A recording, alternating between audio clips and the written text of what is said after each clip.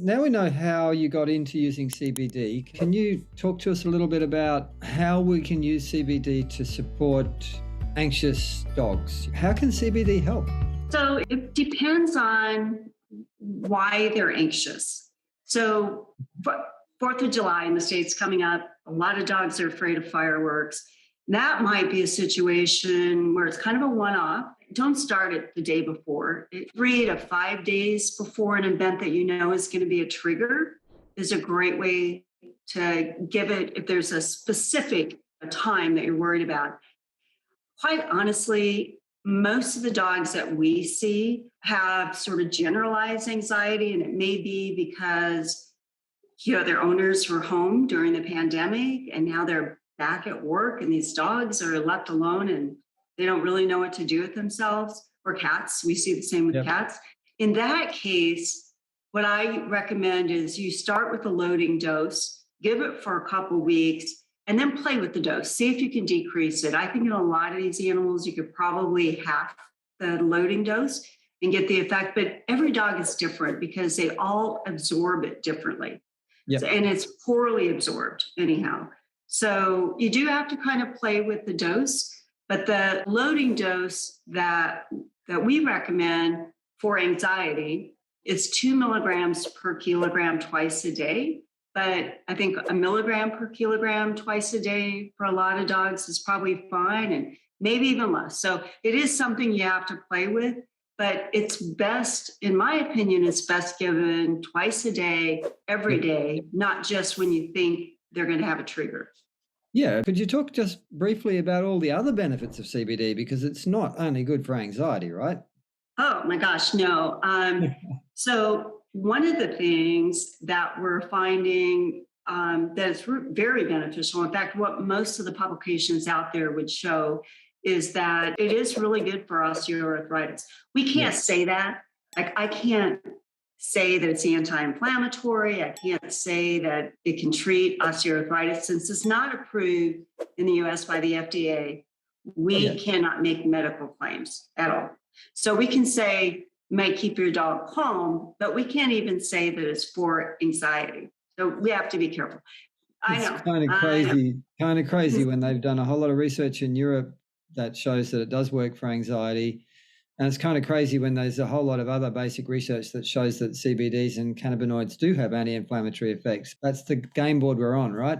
It's the game board we're on, and it's made it really hard for us. We've kind of learned the language that won't get us into trouble. But, I worry. It's like, for example, there's good evidence that cannabinoids are better absorbed with a high fat meal. Mhm. However, we can't tell people to give it with food because it's not approved as a food additive. Oh, there you go. I didn't know that. That's just crazy, isn't it? Yeah. So we skirt around the issue and we tell people, well, look, hey, we can't tell you this, but you could add it to the food. It's going to be better absorbed if you give it with fat. My clinical experience is that when I put dogs with arthritis on cannabinoids, they seem to be a hell of a lot more comfortable very consistently. So I suppose we can talk about that. That's Yeah. case study stuff. It's not high level evidence, but whenever you're getting into a new realm, that's where you start, right? Right. And you can tell your own experience all day long. So the other well-known indication for cannabinoids in dogs is seizures. And that's what on the human side, the CBD that's been approved was approved for a couple rare seizure disorders Yep. in children. And that product has been approved as an isolate.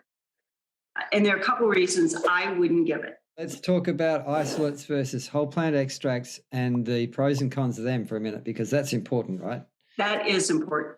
So an isolate means that it has been purified to the point where it's 99.9% CBD. The other terms that your listeners will hear is full spectrum and broad spectrum. Full spectrum means that it's more like the plant, right? It's got Mhm. all the various cannabinoids in it, and it has some THC in it. Now, in the States, to be considered hemp, and be legal to sell, it has to have less than 0.3% THC. So it's Yep. pretty low to begin with, but still that's a full spectrum product. The other term is broad spectrum. That's what we sell. And that means that the THC has been removed. And I'll tell you why we did that. I'm not arguing whether there are benefits to THC in dogs, because I know there are.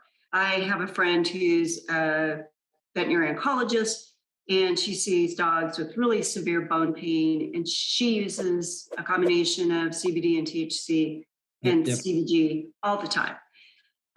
So I get that. The reason I was afraid that, if we made a tasty enough product, which quite frankly we have a chew as well.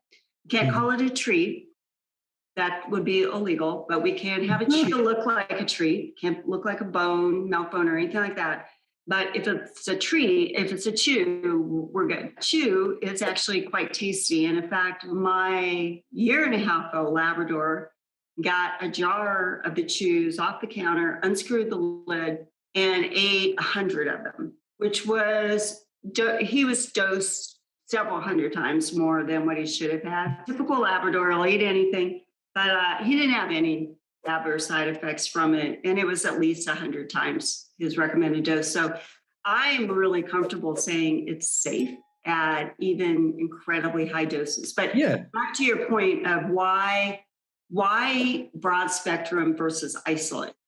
So the problem in my mind with an isolate is that if you look at how you dose it, the response, it's a typical bell-shaped curve in that you don't give enough, you don't get enough, you get right where you give the perfect amount, and then you give any more and you're going to see a reduced effect. Not just you're wasting it, but you actually get a reduced effect. That's problematic because I don't think we know exactly what dogs should have, and I think every dog is different. The nice thing about these full and broad spectrum products is they have more of a typical pharmacokinetic profile in that you give more, see an increased effect, and then it plateaus. So if you give more, you're not going to see a reduced effect. You're just wasting a product. And that's really important to me, that we knew exactly how to dose it. I mean, we have good indications from some studies, but not exactly. And so I wanted a broad spectrum product. So that's why I think it's better than an isolate. The other thing about the isolate, the human product, is very expensive. It sure is. And, on the safety issue, saw some research from the States early on where they were trying to do, LD50, the lethal dose things with dogs. And they were giving, 1 or 2 grams of THC-rich whole plant extract intravenously, massive doses. And these dogs were comatose for 24 to 48 hours, or maybe a bit longer. It might have been even 3 days, I think, with a dose that high, but then they got it, they're fine. Yeah. So it's super safe, even THC, if your dog does get into it. I've had so many people when I was living in northern New South Wales, which was a big illicit marijuana area. A lot of people ring up and say, "Oh, my dog's flat out and peed itself." And I say, "Do you think it could have got to some marijuana?" And it'd either be a silence and hang up, or a guilty silence and, yeah, maybe. Yeah. And to your point, we see a lot of marijuana toxicity, THC toxicity in dogs here in the States too. Okay. And maybe give them some fluids and just keep them going. They're going to wear it off. But having said that, keep your THC away from your dogs. Yeah, so it's super safe. Now, if we've got a lot of people out there who are thinking, wow, I might be just thinking this would be great for my anxious dog, but are there any interactions with other drugs that the animals might be on, particularly talking about anxiety, prescription medications, interactions or side effects that people need to be aware of if they're using this with their dogs? Yeah, so a great question. If you look in the literature, particularly on the human side, what you'll see is that they recommend that you be cautious about using any cannabinoid product with other drugs that are metabolized in the liver. And There's a whole list of those drugs. So the big one they talk about a lot in people is warfarin. But we don't have very many dogs on warfarin, so that's not a huge issue. But we do have a lot of drugs that we use that are metabolized in the liver. I honestly have no concerns about that. And here's why.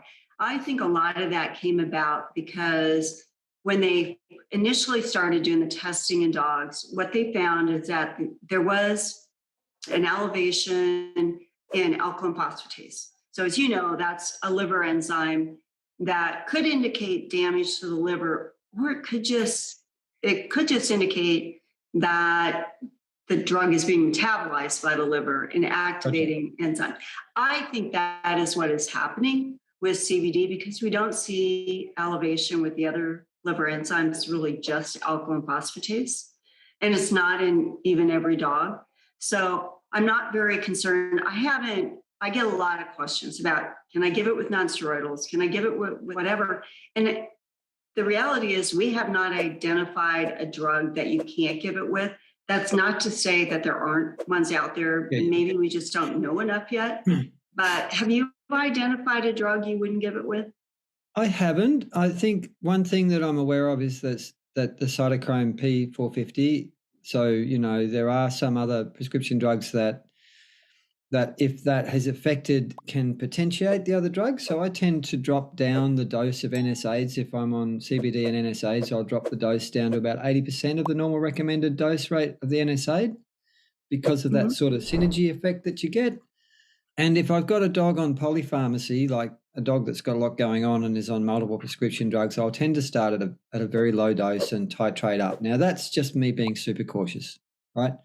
I think it's best if you've got a dog system that's being affected by a lot of chemicals, drugs, then that's just the way I do it. I just like to go slow and steady so that I can observe the dog and see what happens.